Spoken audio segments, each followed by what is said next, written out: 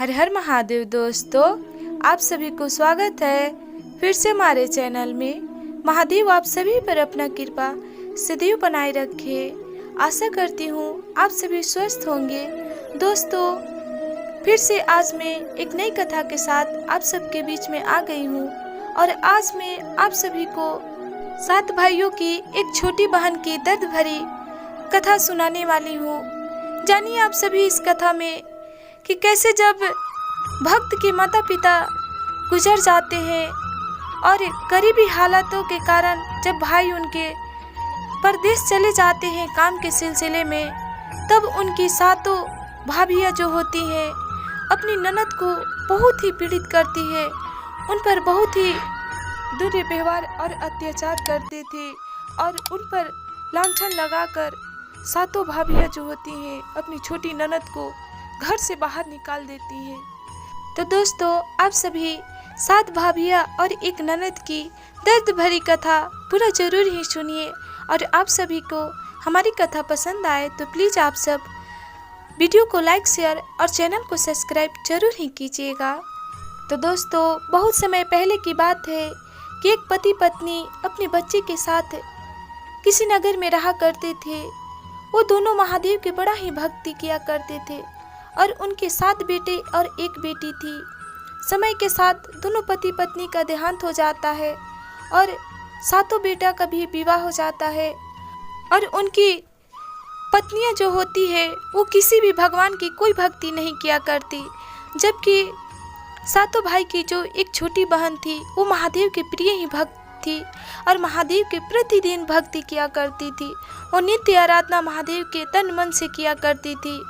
और भगवान के सहारे ही अपने परिवार के साथ बहुत ही अच्छे से घुल मिल के रहा करती थी। समय बीत रहा था, गरीबी हालातों के कारण उनके 7 भाई जो थे विदेश जाने के लिए अपनी पत्नियों से बात करते हैं और कहते हैं कि तुम सभी मिलकर हमारी छोटी बहन को बहुत ही लाड प्यार देना। माता पिता के बाद हम ही सब इसका सहारा है। तब 7 भाइयों की जो पत्नियां होती हैं अपने अपने पति से कहती हैं कि आप सभी निश्चिंत होकर जाइए, हम अपनी छोटी ननद को जरा सा भी खरोच नहीं लगने देंगे, इन पर कोई आँच आने नहीं देंगे, कि आप लोग निश्चिंत होकर जाइए। तो कहते हैं कि ठीक है, हम 7 भाई 12 वर्ष के लिए विदेश जा रहे हैं कि तब तक तुम हमारी छोटी बहन को बहुत ही अच्छे से ख्याल रखना। और 7 भाई अपनी पत्नियों को कहकर वो 12 वर्ष के लिए देश चले जाते हैं और इधर जो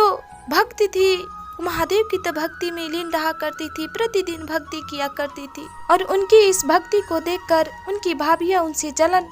किया करती थी, बहुत ही ईर्ष्या करती। आपस में एक दिन बात करने लगी कि इसके रहते तो हम सभी को जितना इसे प्यार मिला, हमें तो अपने पति से कभी भी प्यार नहीं मिला। जब देखो तो बहन बहन ही करते रहती है और इनकी बहन जो ठहरी ये प्रतिदिन तो नमः शिवाय के जाप करती ही रहती है, जब देखो तो महादेव की भक्ति में ही लीन रहा करती है। कि हम सभी को तो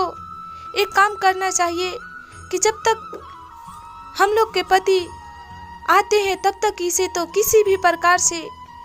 इसे अपने घर से बाहर निकाल देते कि हमारे घर का जो बलाय है वो चला जाता।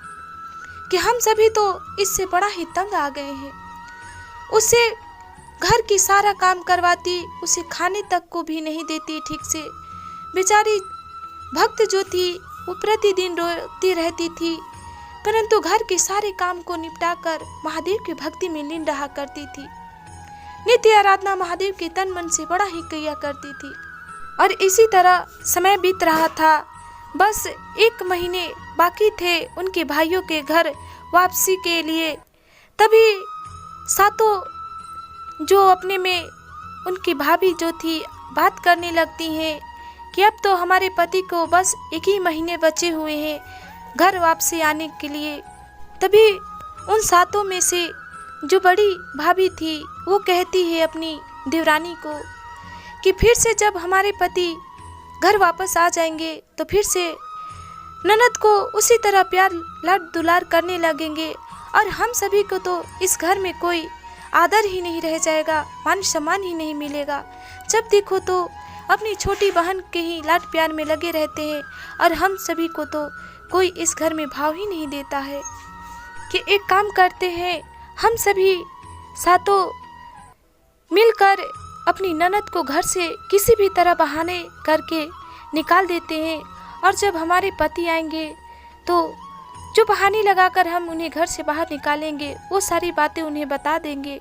तो वो सभी भी हम सभी के बातों पर विश्वास कर लेंगे और अपनी बहन को भी कुछ नहीं बोलेंगे, उन्हें ढूंढने तक भी नहीं जाएंगे। तभी और भी जो गुतनी लोग जो थी वो सभी अपनी बड़ी जेठानी के हाँ में हाँ मिलाती है और सभी लोग अपनी ननद के पास जाती है और उनसे शर्त रखने लगती है। कहती है अपनी ननद से कि आप तो बहुत ही महादेव के प्रिय भक्त हैं और महादेव के तो प्रतिदिन भक्ति किया करती हैं कि हम सभी आपसे कुछ सवाल रखते हैं कि आप उस काम को कर देंगे, तभी हम जान जाएंगे कि सच में आपके महादेव में बहुत ही भक्ति है, भलाई है और सच में वो दया करते हैं। तभी भक्त जो थी अपनी भाभीयों से कहती हैं कि ठीक है, आप जैसा कहें हम वैसा करेंगे, महादेव का कृपा होगा तो आप सभी का जो सवाल होगा उसका हम जवाब दे सकेंगे, वो कार्य को कर सकेंगे। तभी भक्त की भाभी अपनी ननद से कहती हैं कि जाइए रसोई में दूध रखा हुआ है और आप उस दूध को बिना जोरन के दही जमाकर दिखाइए, तब तो हम मान जाएंगे कि आप सच में महादेव के प्रिय ही भक्त थे। और भक्त जो ठहरी उनकी भक्ति का तो परीक्षा था, वो तो महादेव पर बहुत ही विश्वास करती थी और महादेव के सहारे अपनी भाभी की बातों को मान लेती हैं और रसोई में चली जाती हैं। और इधर सातों जो भाभी थी उनके पीछे पीछे रसोई में जाती हैं और देखती हैं और दूध जो था वो ढक्कन से ढका हुआ था। दूध को उघार कर देखती हैं और देखने के बाद अपने दोनों हाथों को जोड़कर महादेव की गुहार लगाने लगती हैं, ओम नमः शिवाय की जाप करने लगती हैं। फिर कुछ ही क्षण में अपनी आंखों को खोलती हैं और ढक्कन उघार कर देखती हैं तो दूध जो था वो दही में परिवर्तित हो जाता है महादेव की दया से। और यह दृश्य को देखकर भक्त की जो भाभी थी वो सारे लोग चकित हो जाती हैं और आपस में बात करने लगती हैं। कहती हैं कि ये तो हमारे जो कार्य दिए थे हम सभी ने मिलकर ये तो कार्य को पूरा कर ली, कि अब हम सभी मिलकर क्या करें। तभी उनमें से एक और बोलती है कि ठीक है, आपने तो दूध को दही में परिवर्तित कर दिया, परंतु हम कैसे भला मान लें कि आपके महादेव में सच में दयाहार, वो सच में दयावान है, कि आपको तो और भी कई कार्य करना बाकी है। तभी भक्त जो थी अपनी भाभी को कहती हैं कि ठीक है, और क्या कार्य करना है आप मुझे बताइए, हम उसे भी करके देते हैं। तभी उनकी भाभी कहती हैं कि ये बोरी में जो धान पड़ा हुआ है दिख रही है ना, आप उस धान को बिना उखड़ के बिना मिल में कुटाए हुए आप धान से चावल में परिवर्तित कर दीजिए, तब तो हम आपको भक्ति को मानेंगे कि आप सच में महादेव के भक्त हैं। भक्त तो अपनी भाभी की बातों को सुनकर और भी चिंतित हो जाती हैं और धान को अपने घर से बाहर ले जाकर आंगन में रख देती हैं और महादेव की भक्ति में लीन हो जाती है। महादेव की दया से बहुत सारे चिड़िया आते हैं और सभी लोग धान से एक एक करके चावल निकाल देते हैं और उसी क्षण एक गरवैया पंछी जो थी, एक आँख के कानी थी, वही कानी गरवैया पंछी चावल की एक दाने को अपने जबड़े में रख लेती है। और जब भक्त अपने घर चावल लेकर आती है तो उनकी भाभी जो थी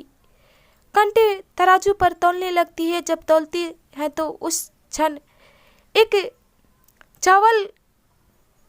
की जगह जो होता है खोड़ बच जाता है, तो कहती है कि ये तो जगह खाली हो गया है, कि आपने ज़रूर ही एक चावल को अपने भूख मिटाने के लिए खा गई है, कि जब तक लो आप चावल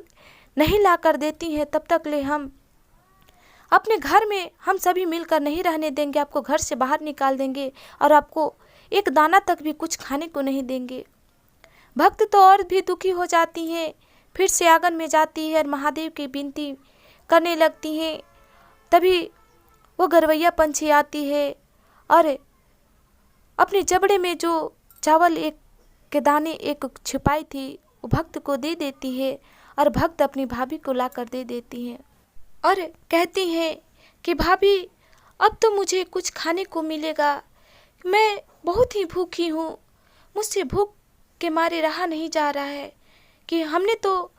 जो चावल के दाने खोड़ हुए थे हमने आपको ला कर दे दिए। तभी उनकी भाभी एक कहती है कि नहीं, अभी इतने ही काम करने से थोड़ी ना आपको कुछ खाने को मिल जाएगा, कि अभी तो और भी काम है बाकी है, कि और एक कार्य को पूरा कीजिएगा तभी हम सभी मिलकर आपको खाने को कुछ देंगे और इस घर में रहने देंगे। तभी कहती है भक्त कि ठीक है, और क्या कार्य है आप मुझे दीजिए। तभी एक भाभी अपने घर से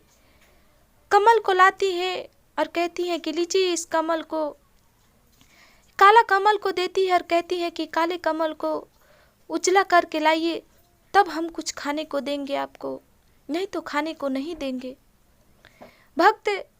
फिर उस कमल को लेकर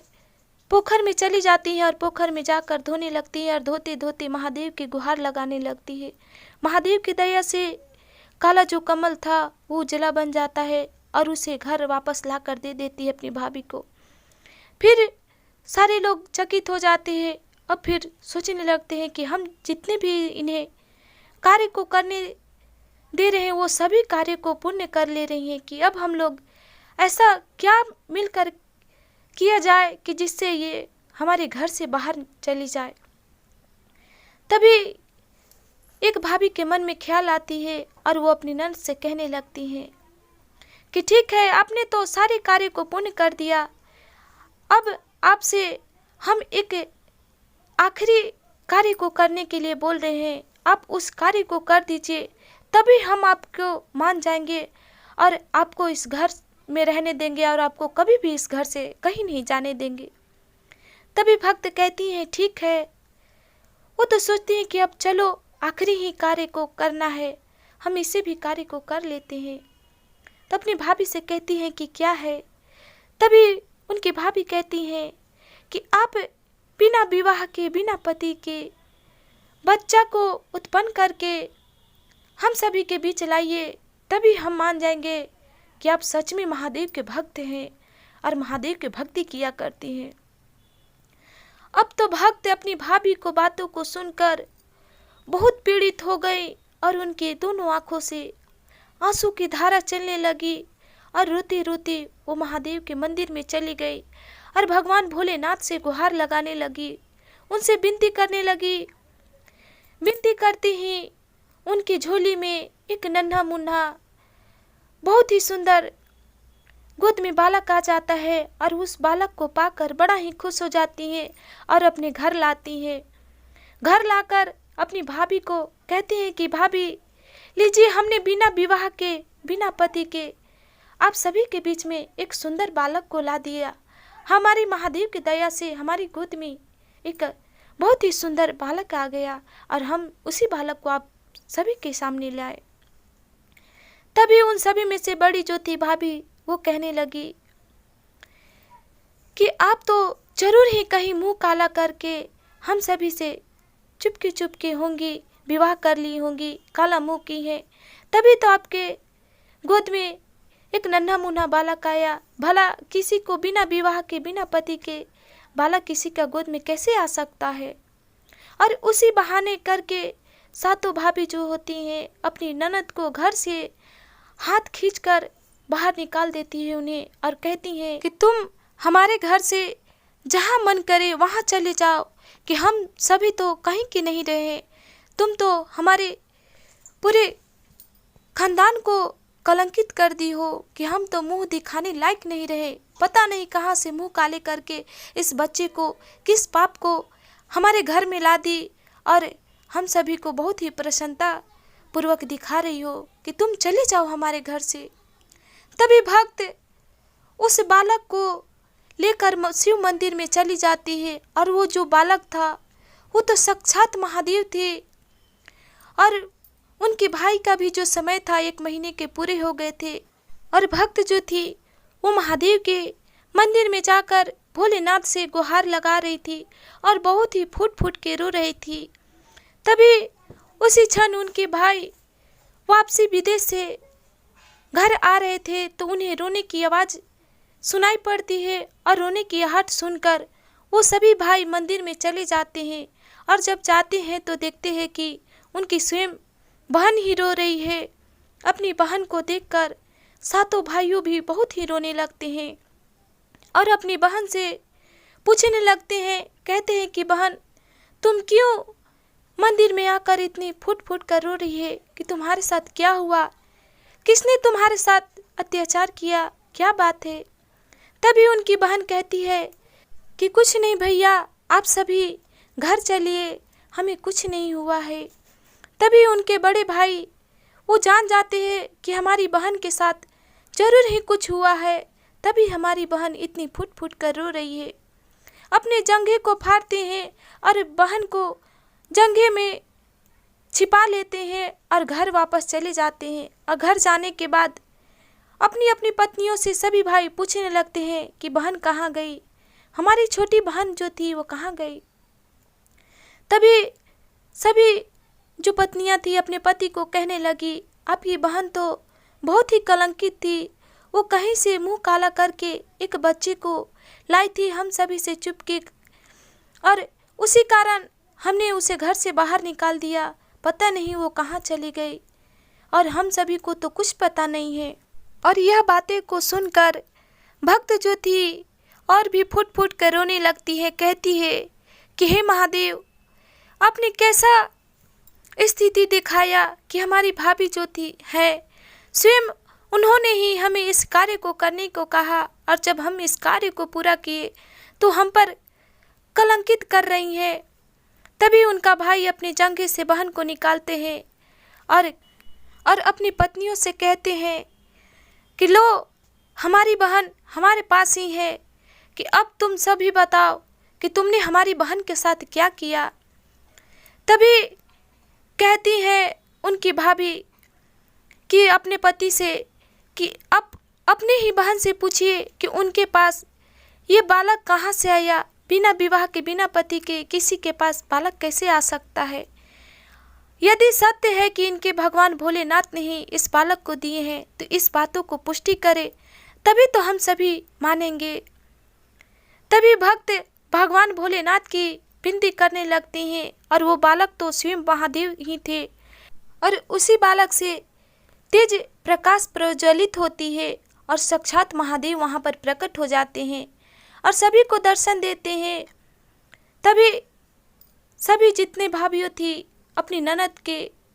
पांव तले गिर जाती हैं और उनसे क्षमा मांगने लगती हैं। तभी उनके बड़े भाई